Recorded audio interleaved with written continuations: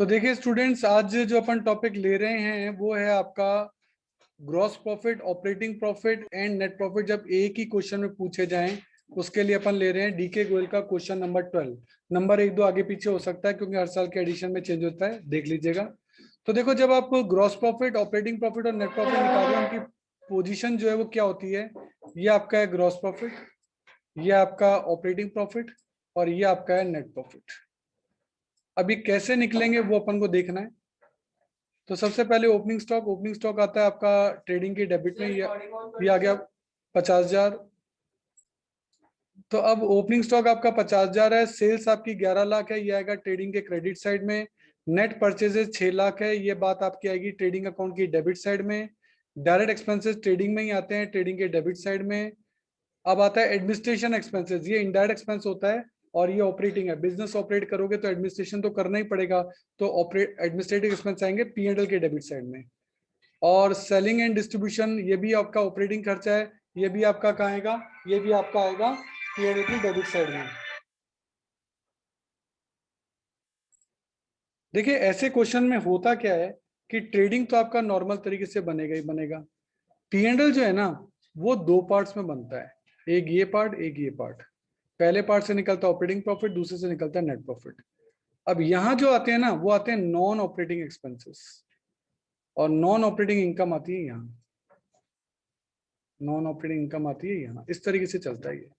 तो अब अगर अपन देखें, यहाँ आपको देखा एडमिनिस्ट्रेशन एक्सपेंसेस, तो ये ऑपरेटिंग खर्चा है, ये आपका पी&एल की डेबिट साइड में आएगा। सेलिंग भी पी&एल की डेबिट में आएगा। लॉस ड्यू टू फायर, ये ऑपरेटिंग नहीं है, ये कोई रूटीन एक्सपेंस तो ना। लॉस बाय फायर तो नॉन ऑपरेटिंग है, तो ये आपका 20,000 इस वाले पार्ट में आएगा। तो नॉन ऑपरेटिंग खर्चे आपके यहाँ आते हैं। लॉस ड्यू टू फायर आपका यहाँ आएगा। क्लोजिंग स्टॉक आपका ट्रेडिंग में यहाँ आता ही है। अब आप टोटल करेंगे, बैलेंसिंग फिगर में आपका निकलेगा ग्रॉस प्रॉफिट। ये ग्रॉस प्रॉफिट आपका यहाँ आ जाएगा, सही है। तो ये आपका निकला ग्रॉस प्रॉफिट बैलेंसिंग फिगर में, ये ग्रॉस प्रॉफिट आपका यहाँ आ गया। अब बैलेंसिंग फिगर में यहाँ नेट प्रॉफिट निकला, वो net profit sorry operating profit निकला, ये ऑपरेटिंग प्रॉफिट आपका यहाँ आ गया। और ऑपरेटिंग प्रॉफिट में से ऑपरेटिंग एक्सपेंस से लेस हो गए तो ये आपका नेट प्रॉफिट निकलेगा। तो ये तीन पार्ट्स में आपका होता है, ध्यान रखना। पहले पार्ट से ग्रॉस प्रॉफिट निकलता है, दूसरे से ऑपरेटिंग प्रॉफिट निकलता है, तीसरे से नेट प्रॉफिट निकलता है। आइटम के लिए ध्यान रखना कि इस वाले पार्ट में जो है वो आपके ऑपरेटिंग आते हैं, यहाँ ऑपरेटिंग एक्सपेंसेस आएंगे और यहाँ नॉन ऑपरेटिंग एक्सपेंसेस आते हैं। इसके लिए आपको ऑपरेटिंग एक्सपेंस और नॉन ऑपरेटिंग एक्सपेंसेस की लिस्ट याद कर लेनी चाहिए, जिससे कि आपको क्लासिफाइड रहे कि यहाँ कौन सा खर्चा आना है और यहाँ कौन सा खर्चा आना है। तो देखिए इसका थोड़ा सा अपन थ्योरी देखते हैं, operating profit and net profit. देखो, operating profit is the profit through normal operating activities, है ना। अब इसके लिए आपको कुछ चीजें याद करनी पड़ेंगी कि इसमें क्या क्या आता है, ऑपरेटिंग एक्सपेंसेस कौन कौन से होते हैं। तो office and administrative expenses or selling and distribution expense, ये सब ऑपरेटिंग है ना। डिस्काउंट है, बेड डेट्स है, ये है, ये अपन को याद करना पड़ेगा। और एक बहुत ही इंपॉर्टेंट लाइन कि operating profit is also called earning before interest and tax, इसको शॉर्ट में ईबीआईटी कहते हैं। हो सकता है 1 मार्क में आपसे ये क्वेश्चन पूछ लिया जाए, इसलिए आपको ये याद करना चाहिए। अब इसमें कुछ आपके नॉन ऑपरेटिंग एक्सपेंसेस भी हैं। नॉन ऑपरेटिंग एक्सपेंसेस कौन से होते हैं, लिखो।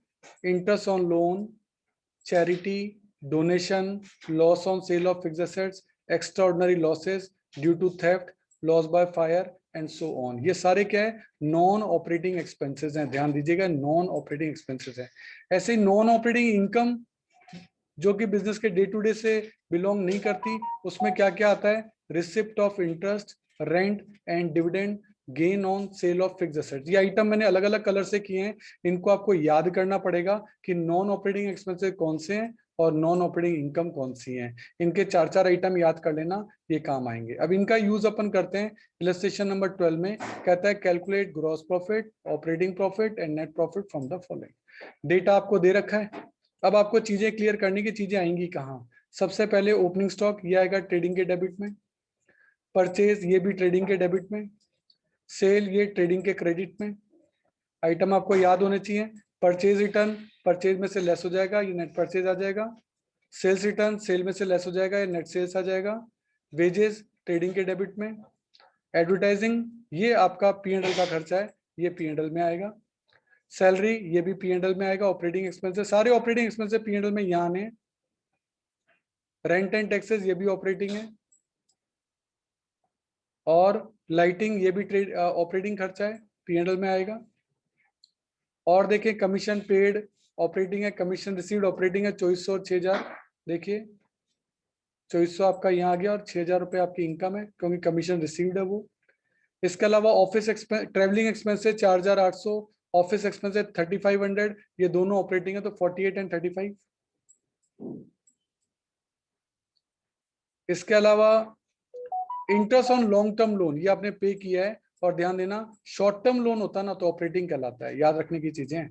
लॉन्ग टर्म होगा तो फिर ये नॉन ऑपरेटिंग कहलाएगा। 22,000 रुपए, चेक करो 22,000 रुपए यहाँ नॉन ऑपरेटिंग एक्सपेंसेस के अंदर आ रहा है, interest on long term loan. Short term होता तो ऑपरेटिंग होता, लॉन्ग टर्म होता है तो नॉन ऑपरेटिंग होता है, ये बात याद रखने की है।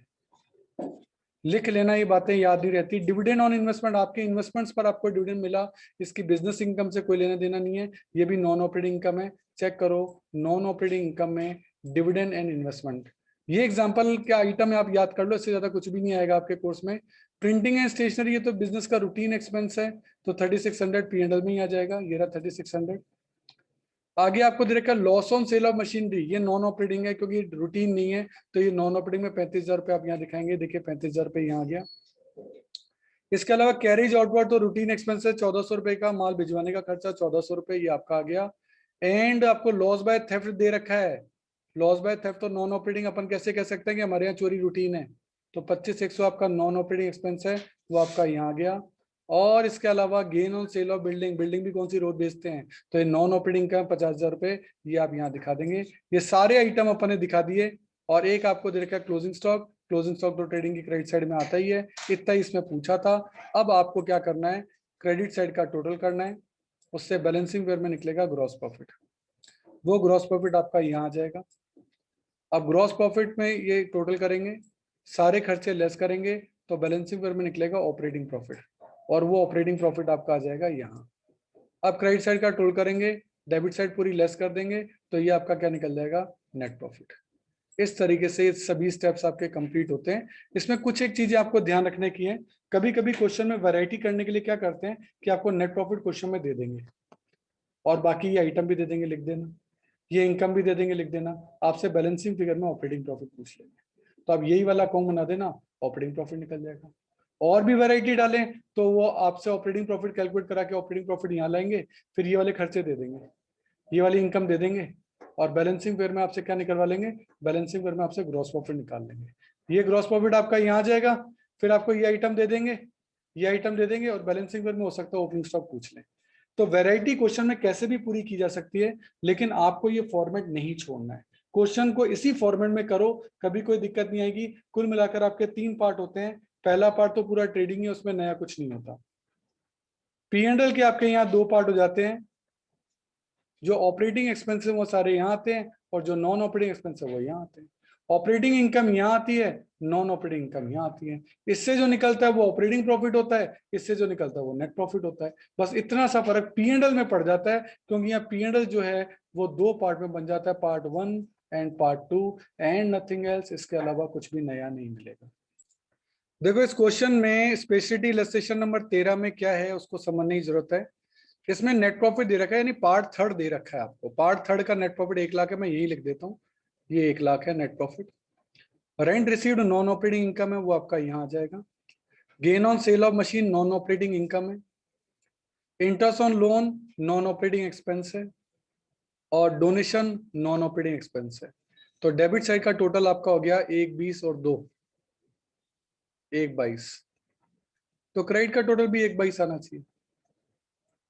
1, 22 में से 15 और 10, 25 चल जाएंगे, तो यहाँ क्या बचेगा बैलेंसिंग फिगर में 97, और ये क्या निकल जाएगा, ऑपरेटिंग प्रॉफिट।